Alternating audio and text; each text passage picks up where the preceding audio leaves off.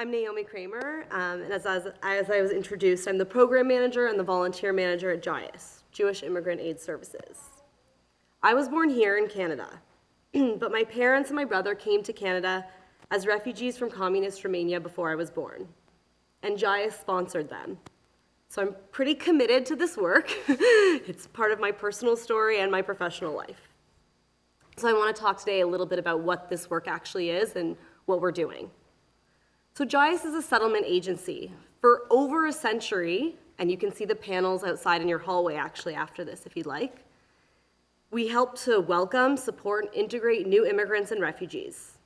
Sometimes it's something that's really simple, or seemingly simple, like information about how OHIP works, what's covered, what's not, how to access it. Sometimes it's something more complex, like helping newcomers rebuild their personal and professional network in a brand new place where they might not know anyone and they haven't yet even grasped the language. And sometimes our work is truly life-changing and even life-saving. We are a sponsorship agreement holder, which means we can work together with partner organizations and community members like yourselves to sponsor refugees to Canada. As some of you might remember, in June of this past year, Canada's population reached a major milestone at 40 million people. Unfortunately, around the same time that Canada reached this milestone, the world reached a much more unfortunate milestone with the same number, 40 million refugees, forced out of their countries as a result of persecution, conflict, violence, and human rights violations. We tend to talk about refugee crises in isolation, as though they have like a beginning and an end. The Syrian refugee crisis, Sudanese refugee crisis, Rwanda, Afghanistan, Ukraine, and so on.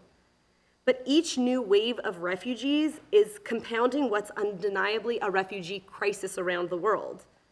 One doesn't get solved before another emerges.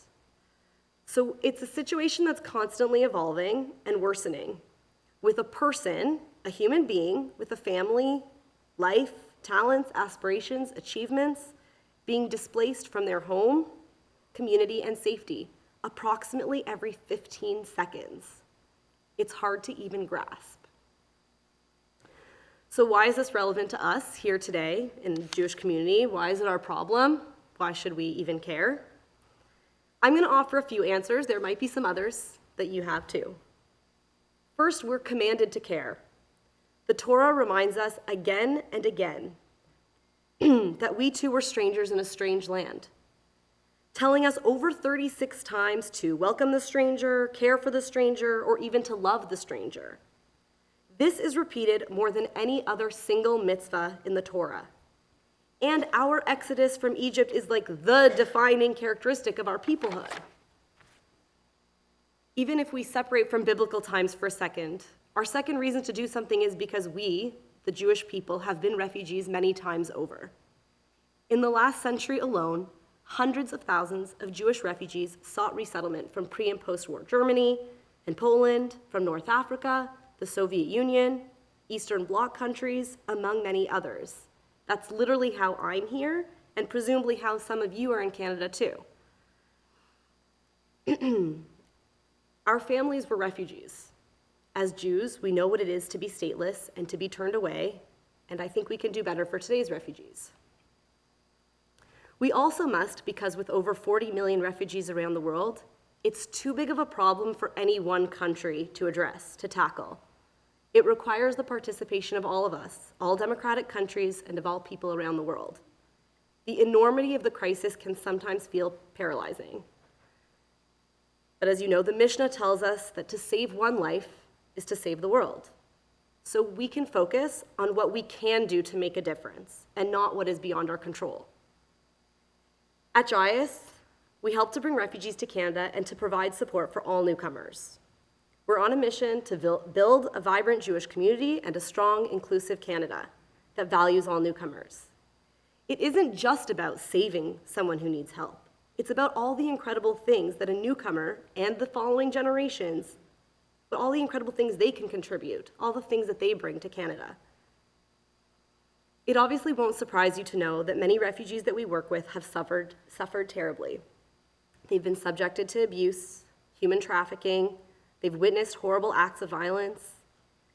But in many ways, they're like us, people who had happy, productive lives before their worlds were torn apart by war, regime change, other events beyond their control.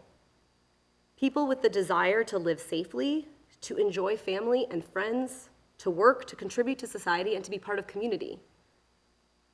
I have a colleague, she's a lot like me, a mom who's building her career and also has young kids that she takes care of. She wants them to have a great and happy life.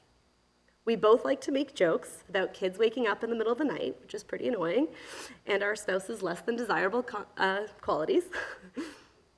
But there's a lot of differences between us too. She fled a country in collapse, Iraq.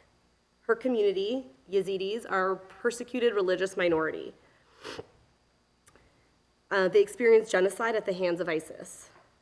Most of her female friends and relatives were taken captive by ISIS. Many of her male relatives are gone. And she, every day, tries to help her community settle in Canada. And it's very hard. It isn't easy for someone to focus on learning a new language when they aren't even sure if their cousin is alive or not. It isn't easy to focus on navigating the healthcare system, like those simple things, like what is covered by OHIP and what is not. It's hard to focus on things like that when you have flashbacks of abuse, witnessed or experienced. But she, like many other immigrants, is driven to help herself, her community, and ultimately Canada. This community, the Yazidis that we worked with since 2017 through refugee sponsorship and settlement services, they have experienced some of the worst atrocities imaginable. And yet they called JIAS staff on October 9th to check on us, to ask if there was anything they could do to help us. Immigrants are part of our community. So how can you, all of us sitting here, make a difference? Of course, you can learn more about the relationship between poverty, politics, climate change, displacement, history, to reverse the trend of the refugee crisis. And we do have these panels outside in the hallway that talk about the last century of JIAS. You can personally play a role in sponsoring and welcoming refugees in partnership with us, and many congregations in Toronto and across Canada have and continue to do this, creating sponsorship groups, raising funds, and literally opening their homes to people in need, and by offering their support and friendship. You can donate to temper the crisis, provide opportunities for refugees to find safe haven in Canada through sponsorship, donate to welcome and support newcomers after they've arrived in Canada, regardless of country of origin, because the transition itself is challenging. You can volunteer. Literally every day, newcomers are arriving to Canada from Afghanistan, Israel, Ukraine, Eritrea, and elsewhere. There are many ways to get involved, and I promise that you have a skill, or a little bit of time, or a network that could make a big difference for someone new to Canada. My mom always says that even now, more than 40 years after moving to Canada, she can still remember the face of the woman from JIAS who first came to help them in their first apartment when they arrived in Canada. We can all be those first faces. I promise that your contribution wouldn't go forgotten. Thank you so much for having me. Shabbat Shalom.